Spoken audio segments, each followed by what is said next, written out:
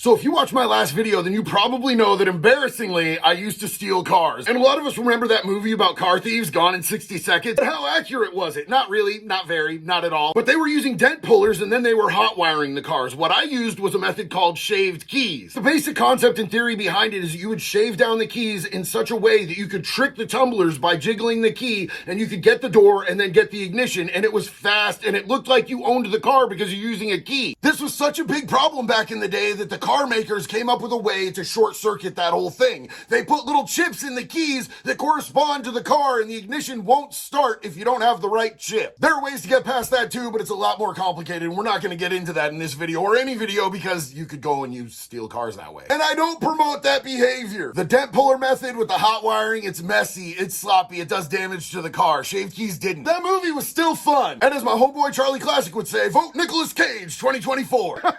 Subscribe!